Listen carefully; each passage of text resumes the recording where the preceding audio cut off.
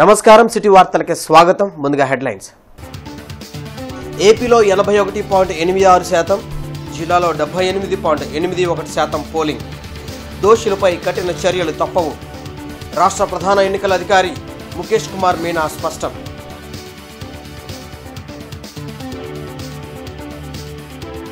పల్నాడులో 144 సెక్షన్ అమలు.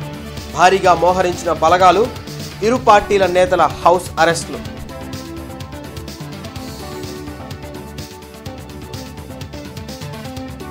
ఓటమి భయంతోనే వైసీపీ దాడులకు పాల్పడుతోంది. ఇంత అరాచకం జరుగుతుంటే పోలీసు వ్యవస్థ ఉందా అని సందేహం వెలుబుచ్చిన టీడీపీ సీనియర్ నేతలు.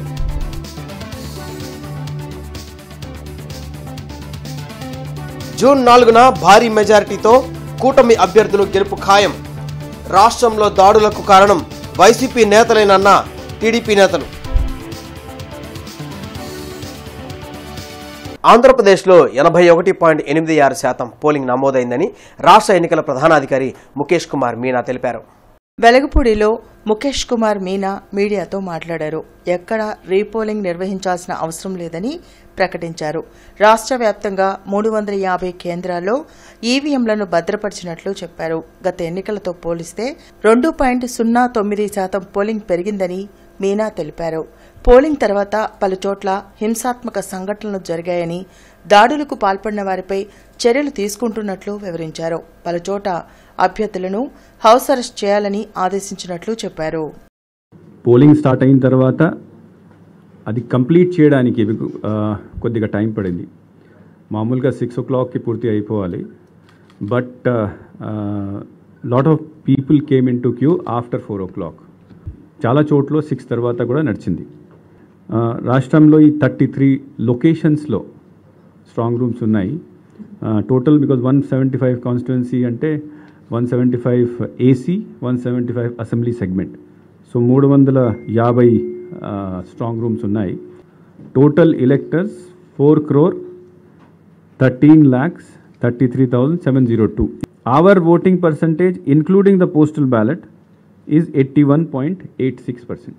పోలింగ్ అయిన తర్వాత కొన్ని ఏరియాస్లో చాలా స్పెషలీ 4 ఏరియాస్, తాడిపత్రి, మాచర్ల, చంద్రగిరి, తర్వాత Narasaraopet. These are the 4 areas where lot of incidents were reported after the poll. Some special steps already DGP గారు నిన్నటి నుంచి ఇనిషియేట్ చేశారు. ఈ అన్ని 4 చోట్ల సెక్షన్ 144 ఇంప్లిమెంట్ చేయడం జరిగింది. పూర్తిగా నాకాబందీ చేయడం జరిగింది. ఈ క్యాండిడేట్స్ని yesterday night election commission direction ఇచ్చింది. క్యాండిడేట్స్ని పూర్తిగా హౌస్లో డిటైన్ చేయాలి. And all those persons.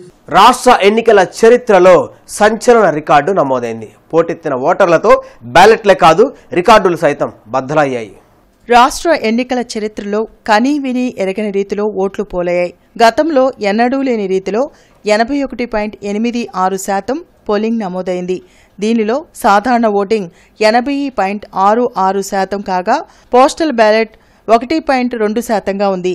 2019లో నమోదైన 79.88%తో పోలిస్తే తాజా ఎన్నికల్లో పోలింగ్ శాతం తారాజువ్వలా దూసుకుపోయింది. దీంతో గతంలో ఎన్నడూ లేని విధంగా పోలింగ్ శాతం చరిత్ర సృష్టించినట్లయింది. పల్నాడులో ఎన్నికల అనంతరం కొనసాగుతున్న గొడవలను అదుపులోకి తెచ్చేందుకు అదనపు బలగాలు మోహరించాయి. 144 సెక్షన్ను అమలు చేస్తున్నట్లు జిల్లా ఎస్పీ బిందు మాధవ్ తెలిపారు. ఆందోళనకు పాల్పడే వారిపై కఠిన చర్యలు తప్పవని హెచ్చరించారు. వైసీపీ నేతలు కాసు మహేష్ రెడ్డి, పిన్నెల్లి రామకృష్ణారెడ్డితో పాటు టీడీపీ నేతలు అరవింద్ బాబు తదితరులను పోలీసులు హౌస్ అరెస్ట్ చేశారు. ఎప్పటికప్పుడు పరిస్థితులను పోలీసు ఉన్నతాధికారులు పర్యవేక్షిస్తున్నారు.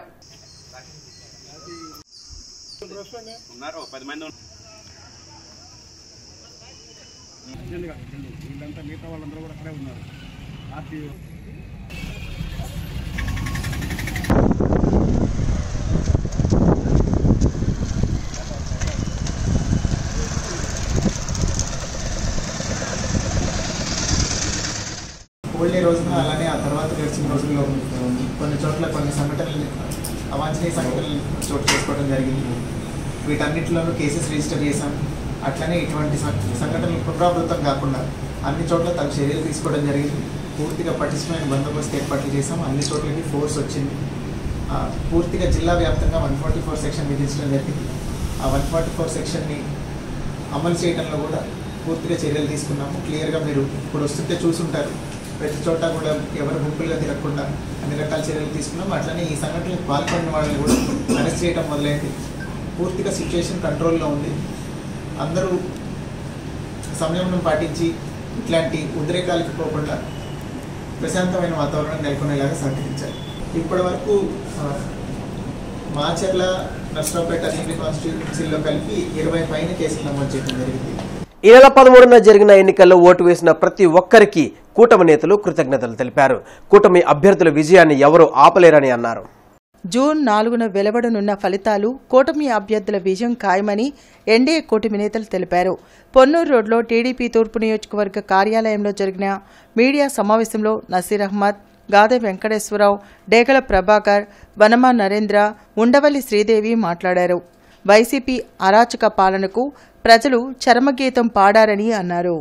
పోరాటంలో నాతో పాటు అభ్యర్థిగా తెలుగుదేశం జనసేన కూటమి అభ్యర్థిగా పోటీ చేసినటువంటి, నాకు పూర్తిగా మద్దతు తెలిపినటువంటి తెలుగుదేశం జనసేన బీజేపీ కూటమికి సంబంధించినటువంటి కార్యకర్తలకు, నాయకులకు, అభిమానులకు ప్రతి ఒక్కరికి కూడా చేతులెత్తి హృదయపూర్వకంగా ధన్యవాదాలు తెలుపుతా ఉన్నా.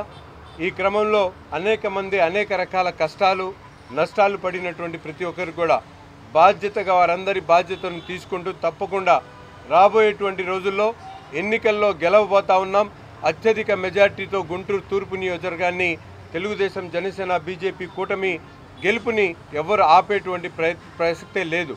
పల్నాడు జిల్లా ఎస్పీని కోరుతున్నాం, అలానే రాష్ట్ర డీజీపీని కూడా కోరుతున్నాం. తక్షణమే మీరు కౌంటింగ్ అయిపోయే వరకు కూడా ఆ ప్రాంతంలో ఉన్నటువంటి ఎవరైతే ఉన్నారో ఎమ్మెల్యేగా ఉన్నటువంటి ప్రస్తుత అభ్యర్థిని, అట్లానే గురజాలకు సంబంధించిన అభ్యర్థి కానీ, సత్తెనపల్లికి సంబంధించినటువంటి అభ్యర్థి అందరినీ కూడా మీరు అధికార పార్టీకి ఉన్నటువంటి ఎమ్మెల్యేలందరూ కూడా గృహ నిర్బంధం చేయాలి. వాళ్ళు కనుక మీరు రోడ్డు మీదకి వదిలితే నిన్న జరిగినటువంటిగానే జరుగుతుంది. అరే ప్రజలు భయపడుతున్నారు రోడ్డు మీదకి రావాలంటే. ఈ రోజున ప్రజాస్వామ్యాన్ని కాపాడడానికి కారణం మనందరం చూస్తే ఓటు హక్కు ఇంత భారీ ఎత్తున ఎప్పుడూ లేని విధంగా ప్రతి ఒక్కరు కూడా దేశ విదేశాల నుంచి కూడా వచ్చి ఓటు హక్కు వినియోగించుకోవడం అనేది చాలా గొప్ప విషయం. ఈ రోజున వైఎస్ఆర్ పార్టీ ఓటమి చెందుతుందని చెప్పేసి అక్కడ చూసినా కానీ ఈ రోజున ముఖ్యంగా పల్నాడు ప్రాంతంలో ఈ రోజున ప్రతి చోట కూడా అరాచకాలకి పాల్పడ్డారు. రాష్ట్ర వ్యాప్తంగా ఎందుకు ఇంత అలజడులు జరుగుతున్నాయి? మనం మరి ముఖ్యంగా ఎందాక కూడా మాట్లాడారు మాచెర్లలో మరి పిన్నెల్లి బ్రదర్స్ ఏ విధంగా మరి ఇళ్లకు పోయి కొట్టడాలు, రాడ్లు వేసుకొని పోవటాలు, జీపులు ఇవేమన్నా సినిమా సీన్లా ఇలా పోయేసి జనాలు కొట్టడానికి. మొన్న చూసాం తెనాలిలో ఒక మరి పేరు చెప్పాలో లేదో తెలియదు కానీ మీ అందరికీ తెలుసు, కొత్తగా చెప్పడానికి ఏం అవసరం లేదు.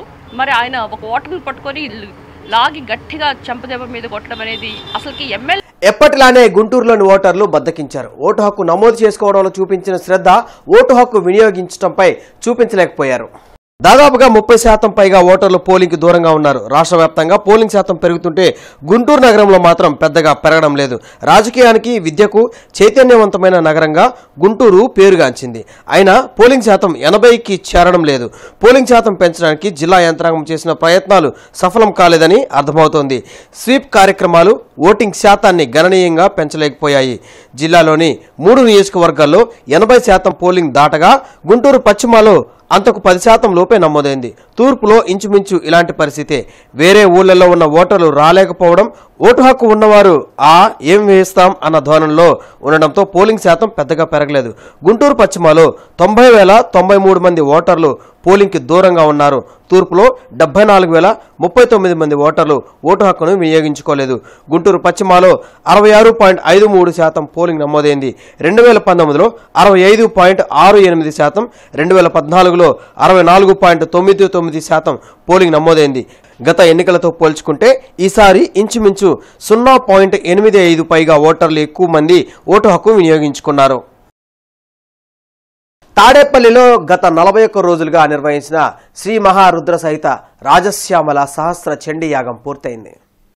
పూర్ణాహుతి నిర్వహించిన వేద పండితులు ముఖ్యమంత్రి వైఎస్ జగన్మోహన్ రెడ్డికి తీర్థ ప్రసాదాలు అందించారు.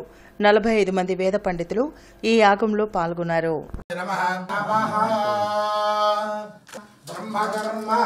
సభారాంజనః సర్వేషాం ప్రజానాం సంతోషకరణార్థం పునః ముఖ్యమంత్రి పదే ఏమ సింహాసనం సమర్పయామి.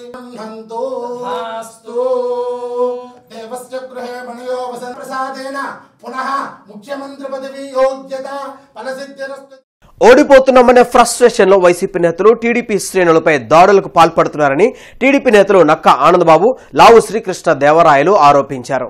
మంగళగిరిలోని టీడీపీ కేంద్ర కార్యాలయంలో వర్ల రామయ్య, దేవినేని ఉమా, జంగా కృష్ణమూర్తితో కలిసి నక్కా ఆనందబాబు, లావు శ్రీకృష్ణ దేవరాయలు మీడియాతో మాట్లాడారు. పోలింగ్ బూత్లకు ఓటర్లు రాకుండా చూడాలని వైసీపీ ప్లాన్ చేసిందని, అది వీలు కాకపోవడంతో ఇప్పుడు ప్లాన్ బి అమలు చేస్తుందని ఆరోపించారు. రాష్ట్రంలో ఇంత అరాచకం జరుగుతుంటే పోలీస్ వ్యవస్థ ఉందా అనే సందేహం కలుగుతుందని చెప్పారు. టీడీపీ శ్రేణులు రెచ్చగొట్టే వారికి దూరంగా ఉండాలని సూచించారు. ఈరోజు ఎన్నికల రోజు కానీ ఎన్నికల తదనంతరం నిన్న ఈరోజు జరుగుతున్నటువంటి దాడులు, తెలుగుదేశం పార్టీ గ్రామాలు ఏవైతే అత్యధికంగా పోలైంది అని చెప్పి వాళ్ళ దృష్టిలో ఉన్నటువంటి గ్రామాలు గట్టిగా పనిచేసినటువంటి కార్యకర్తల్ని, నాయకుల్ని టార్గెట్ చేసి ఈ దాడులు చేస్తున్నారు. వీళ్ళు ఎన్ని చేసినా ప్రజలు ప్రతిఘటించారు. ఎప్పుడూ లేని విధంగా ఊళ్ళకి ఊళ్ళే కదిలొచ్చినాయి. బయట ఊళ్ళల్లో ఉన్న వాళ్ళందరూ కూడా ఎన్నికల్లో పాల్గొని ఈ ప్రభుత్వాన్ని పారదోలటానికి ఎంతో ఉత్సాహాన్ని కనబరిచారు. అది చూసి తట్టుకోలేకపోతా ఉన్నాడు. ఈ రోజున పైనుంచి కింద దాకా పూర్తిగా వ్యవస్థ అంతా కుళ్ళిపోయడం ఈరోజు చూస్తూ ఉన్నాం. ఎందుకు అంటే సాక్షాత్తు ఎస్పీ ఫోన్ చేసి చెప్పినా కూడా కింద ఫోర్సెస్ కదలలేని పరిస్థితిలో ఉన్నారు. ఎలక్షన్ రోజు మేము ఎస్పీకి ఫోన్ చేస్తూ ఉన్నాం, ఐజీకి ఫోన్ చేస్తూ ఉన్నాం, ఇదిగోండి ఇక్కడ ఇన్సిడెంట్ అవుతుందని. వాళ్ళు చెప్తా ఉన్నారు సార్ ఫోర్సెస్ వెళ్తున్నాయని. కానీ అక్కడికి మాత్రం 2 గంటలైనా 3 గంటలైనా ఫోర్సెస్ వెళ్ళలేదు. 4 నియోజకవర్గాలు పల్నాడులో సెన్సిటివ్ అని తెలిసి కూడా అయినాయి అంటే పోలీసు వ్యవస్థ ఎంత నిర్వీర్యం అయిపోయింది. సలహాదారుల ద్వారా పోలీస్ వ్యవస్థని నడిపితే ఎలా ఉంటుంది, పోలీస్ వ్యవస్థ కాదు ఏ వ్యవస్థను నడిపినా సలహాదారుల ద్వారా ఒక ఆఫీస్ నుంచి మిగతా అన్ని వ్యవస్థల్ని నడిపితే ఎలా ఉంటుందనే శాంపుల్ ఈరోజు ఆంధ్ర రాష్ట్ర ప్రజలు చూస్తారు. ఎన్నికలను అడ్డుపెట్టుకుని వైసీపీ రాష్ట్ర వ్యాప్తంగా అలజడులు సృష్టించడం దుర్మార్గమని కూటమి నేతలు గల్లా మాధవి, కోవెలమూడి నాని అన్నారు. అరండల్పేటలోని జిల్లా టీడీపీ కార్యాలయంలో కూటమి నేతలు గల్లా మాధవి, కోవెలమూడి నాని, నరేంద్ర కుమార్ మీడియాతో మాట్లాడారు. ఓటర్లు చైతన్యంతో తమ ఓటు హక్కును వినియోగించుకున్నారని, వైసీపీ ఎన్ని అడ్డంకులు సృష్టించినా క్యూ కట్టి మరీ ఓటు వేశారని తెలిపారు. జూన్ 4న జరిగే ఓట్ల లెక్కింపులో కూటమి అభ్యర్థులు భారీ విజయం సాధించబోతున్నారని ధీమా వ్యక్తం చేశారు. ఎన్నికల్లో తనకు సహకరించిన ప్రతి ఒక్కరికి గల్లా మాధవి కృతజ్ఞతలు తెలిపారు. ముఖ్యంగా ప్రతిపక్ష నాయకుల వైఖరి, ఓడిపోతాము ఓటమి భయంతో వారు చేసిన వారి తీరుతెన్నులు ఇబ్బందికరంగా కంటే కూడా వారి భయాన్ని వ్యక్తపరుస్తున్నాయి. కాబట్టి వారు ఓటమి భయంతో అలా వ్యవహరించారు అనే ఒక అభిప్రాయానికి మేము వచ్చాము. అయినా కూడా ప్రజా చైతన్యం ముందు ఎలాంటి నాయకుల యొక్క అసమర్థత కానివ్వండి, లేదంటే ఇలాంటి ఒక భయాందోళనకి గురి చేసే వైఖరి కానివ్వండి నిలవలేదు అని హర్షం వ్యక్తం చేశాను తప్ప ఇబ్బందికరమైన విషయాలు నేను ఎక్కడా కూడా చూడలేదు. ఇప్పటిదాకా రానంత మెజారిటీ మాత్రం వచ్చి తీరుతుంది అని ధీమా వ్యక్తం. మే 12వ తారీఖునే వారి యొక్క అపజయం తెలిసిపోయింది కాబట్టి 13వ తారీఖు ఉదయం నుంచే వారు ప్రతి ఒక్క పోలింగ్ బూత్లో కూడా అరాచకాలు సృష్టించడానికి ప్రయత్నం మొదలుపెట్టారు. ఉదయం వస్తున్న మహిళల్ని కానీ, వృద్ధులు కానీ, న్యూ ఓటర్స్ని కానీ చూసి వాళ్ళు భయభ్రాంతులకు గురయ్యి ప్రతి ఒక్క పోలింగ్ బూత్లో ఏదో రకంగా అలజడి సృష్టించి ఓటర్లను రాకుండా ప్రయత్నం చేస్తే మరి ఓటర్ మహాశయులు ఆ యొక్క గొడవలను కూడా లెక్క చేయకుండా ఆ యొక్క క్యూ లైన్లో కదలకుండా నుంచొని వారికి బుద్ధి చెప్పారు. ఒక ఓటు అనే ఆయుధంతో ఈ రాష్ట్రం నుంచి ఫ్యాన్ని తెరమేయటం ఖాయం. ఫలితాల్లో తప్పనిసరిగా విడుదల అవ్వని తర్వాత చంద్రబాబు నాయుడు గారు ఆంధ్రప్రదేశ్ ముఖ్యమంత్రిగా ఇక్కడ ప్రమాణ స్వీకారం చేయబోతున్నారు. అట్లాగే ఢిల్లీలో నరేంద్ర మోడీ గారు 3వసారి మరలా ప్రధానమంత్రిగా ప్రమాణ స్వీకారం చేయబోతున్నారు. ఇది తథ్యం. దీన్ని ఎవరు ఎటువంటి అడ్డంకులను ఆపలేరని చెప్పి తెలియజేస్తూ ఈ యొక్క తెలుగుదేశం పార్టీకి, కూటమికి, జనసేన, బీజేపీ, తెలుగుదేశం సహకరించిన ప్రతి ఒక్క ఓటర్ మహాశయునికి పాదావందనాలు తెలియ. పల్నాడులో వైసీపీ టీడీపీ శ్రేణుల ఒకరిపై మరొకరి దాడులు కొనసాగుతున్నాయి. వైసీపీ దాడిలో గాయపడిన అమరావతి మండలం ఉంగుటూరు గ్రామానికి చెందిన టీడీపీ శ్రేణులను పెదకూరుపాడు నియోజకవర్గ టీడీపీ ఎమ్మెల్యే అభ్యర్థి భాష్యం ప్రవీణ్ పరామర్శించారు. షాపులపై దాడులు చేసిన ప్రాంతాలను ఆయన పరిశీలించారు. బాధితులకు ధైర్యం చెప్పారు.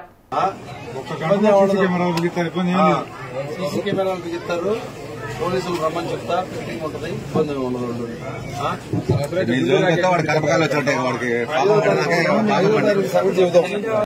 సరేలే వాళ్ళ మాట వెనక తగ్గినప్పుడు సెక్యూరిటీ పెట్టి వాళ్ళని తీసుకెళ్ళి ఎప్పుడైతే వాళ్ళని అడిగేశారో అప్పుడు కారాలు తింది వేసి కింద రాళ్ళు కారాలు తీసుకొని కొట్టారు.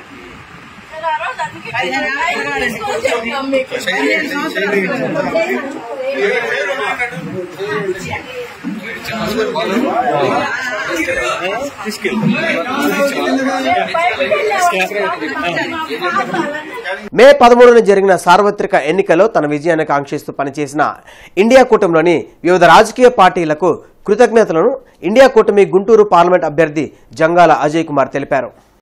కొత్తపేటలోని సిపిఐ కార్యాలయంలో ఆయన మీడియాతో మాట్లాడారు. ఓటర్లు ఈ ఎన్నికల్లో విఘ్నతతో ఓటు వేశారని అన్నారు.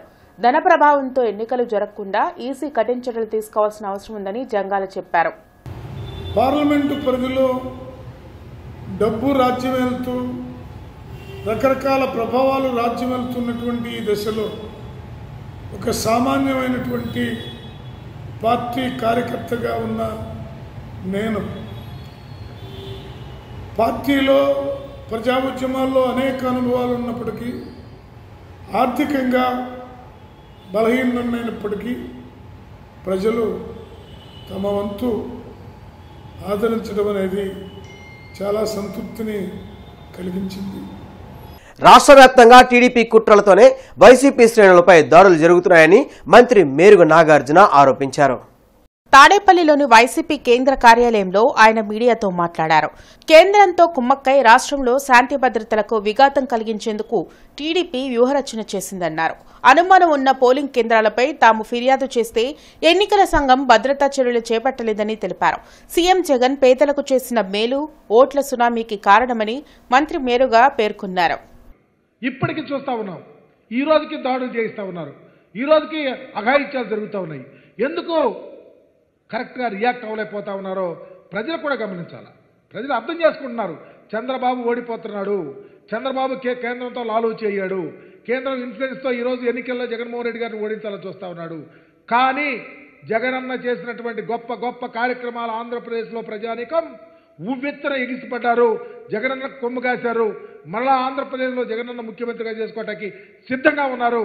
కానీ చంద్రబాబు కోటే చెప్తా ఉన్నా, నువ్వు ఎప్పుడు పేదల మీద పడుతున్నావో, దళితుల మీద పడతా ఉన్నాడో, ఎస్సీ ఎస్టీ బీసీ మైనారిటీల మీద అఘాయిత్యాలు చేయిస్తా ఉన్నావో, నీ రాజకీయ అంతం. కమ్మజన సేవా సమితి వసతి గృహంలో ప్రవేశాలకు దరఖాస్తులను ఆహ్వానిస్తున్నట్లు సమితి అధ్యక్షులు సామినేని కోటేశ్వరరావు తెలిపారు. బృందావనగార్డెన్స్లోని కమ్మజన సేవా సమితి హాస్టల్లో నాగేంద్రం, గోరంట్ల పున్నయ్య చౌదరి తదితరులతో కలిసి సామినేని కోటేశ్వరరావు మీడియాతో మాట్లాడారు. కమ్మజన సేవా సమితి వసతి గృహంలో ప్రవేశాలకు దరఖాస్తులను ఆహ్వానిస్తున్నట్లు తెలిపారు. గ్రామీణ ప్రాంతంలో విద్యను అభ్యసించిన ప్రతిభ కలిగిన పేద కమ్మజన విద్యార్థులు మాత్రమే అర్హులని చెప్పారు. మే 16 నుంచి 25 వరకు కమ్మజన సేవా సమితి వెబ్సైట్లో కానీ గుంటూరులోని తమ కార్యాలయం నుంచి దరఖాస్తులను పొందవచ్చన్నారు. ప్రతిభ, పేదరికం ఆధారంగా ప్రవేశం కల్పించబడను. దేశంలో ఎక్కడి నుండైనా కమ్మ విద్యార్థులు దరఖాస్తు చేసుకుని వచ్చును. దరఖాస్తులు ఇచ్చు తేదీలు 16/5/2024 నుండి 25/5/2024 వరకు అప్లికేషన్లు ఇవ్వబడతాయి. సందేహాలకు ఈ క్రింది ఫోన్ నెంబర్లకు సంప్రదించగలరు. 0863 2355 471, 0863 2260 666, 0863 2377 666 ఈ నంబర్లకు సంప్రదించి వారికి ఉన్నటువంటి సందేహాలని నివృత్తి చేసుకునవచ్చును. హాస్టల్ జేకేసీ కాలేజ్ రోడ్లో సుమారుగా 6000 గజాల స్థలంలో 2.5 లక్షల చదరపడుగులు ఒక 2500 మంది గ్రామీణ విద్యార్థులకి ఉపయోగపడే విధంగా 50 కోట్ల రూపాయల వ్యయంతో నిర్మించడం, 8 అంతస్తుల భవనాన్ని నిర్మించడానికి శంకుస్థాపన కూడా చేశాం. దానికి కూడా దాతల సహకారం కోరుతా ఉన్నాం. ఇదంతా కూడా మేము చేయగలుగుతున్నామంటే దాతల సహకారమేను. గుంటూరులోని జనచైతన్య వేదిక హాల్లో మానవతా స్వచ్ఛంద సేవా సంస్థ ఆధ్వర్యంలో మనసును శక్తివంతంగా మార్చుకోవడం ఎలా అనే అంశంపై 2 రోజుల ధ్యాన శిక్షణ కార్యక్రమాన్ని వల్లంరెడ్డి లక్ష్మణ్ రెడ్డి ప్రారంభించారు. సమాజంలో ఉన్న సామాజిక, ఆర్థిక, రాజకీయ, సాంస్కృతిక పరిస్థితులను అవగాహన చేసుకుని ఆకళింపు చేసుకుంటూ మనసును శక్తివంతంగా మార్చుకోవడం ద్వారానే మానవుడు మహామనిషిగా రూపొందుతాడని జనచైతన్య వేదిక రాష్ట్ర అధ్యక్షులు వల్లంరెడ్డి లక్ష్మణ్ రెడ్డి తెలిపారు. ముఖ్య అతిథిగా విచ్చేసిన ప్రముఖ యోగా గురువు వెంకటేష్ గురూజీ ప్రసంగిస్తూ మనసును ఏకాగ్రతగా ముంచుకోగలిగితే విజయాలను, లక్ష్యాలను, గమ్యాలను సాధించుకోగలుగుతామని వివరించారు. శ్వాస మీద పట్టు సాధించాలని కోరారు. ప్రతి మనిషి సామాజిక స్పృహతో మెలగాలని ఆశించారు.